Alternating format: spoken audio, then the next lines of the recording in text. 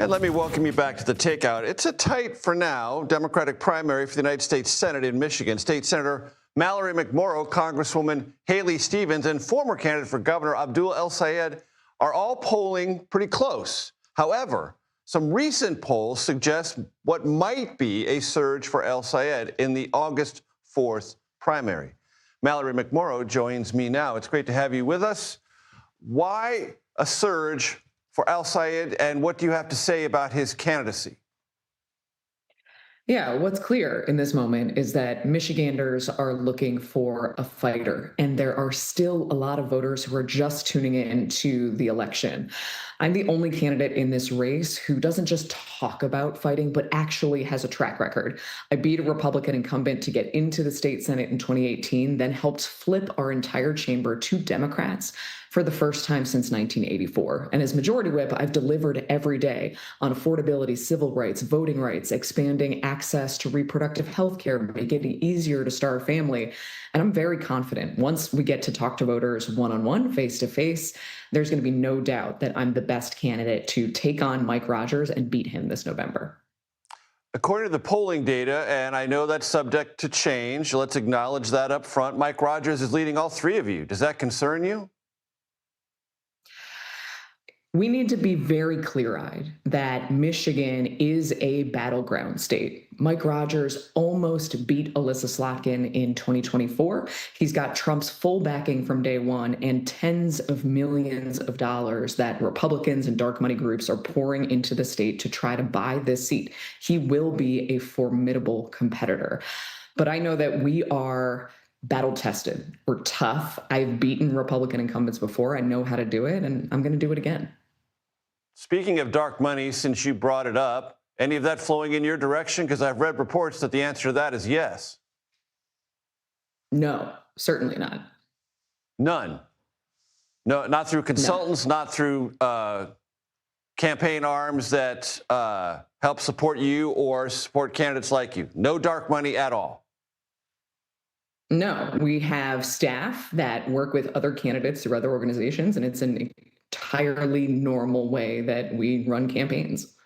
Okay, so I'm not going to sit here and litigate with you about California or what you said about the Midwest in an earlier part of your life, because you've said those tweets, which CNN found, represent your authentic side.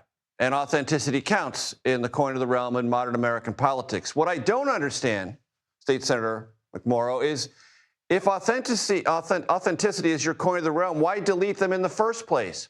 Why not let them stand and let people make up their own minds on an authentic basis about who you once were?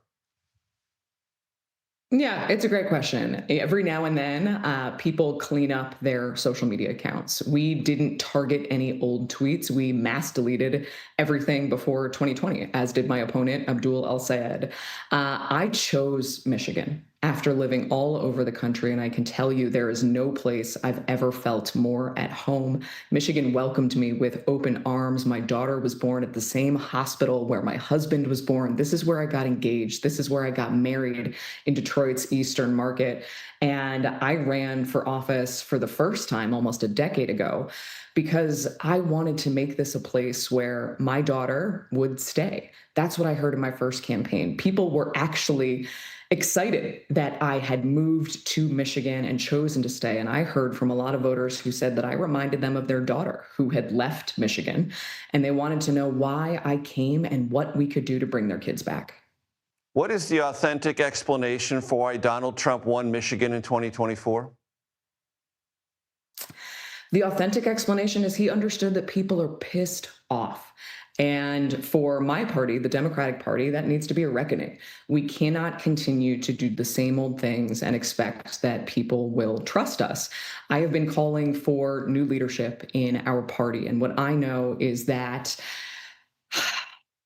people are looking for somebody who gets it, who didn't build their entire life in politics. I actually went to college to become a car designer. I graduated in 2008, quite possibly the worst time in American history to try to start in that career. And I had no job. I had no health insurance. I had thousands of dollars in student loan debt.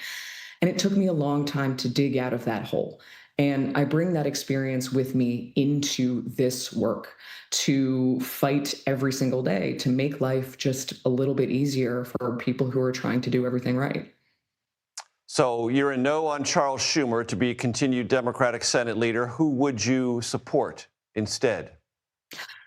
I think we're getting a little bit ahead of ourselves. I have been explicitly clear. Yes, I believe we need new leadership in the Senate. And I am looking for somebody who fits the blueprint of exactly what we did here in Michigan. We took on tough fights in our state Senate, running great candidates in places we shouldn't have won, including my district back in 2018.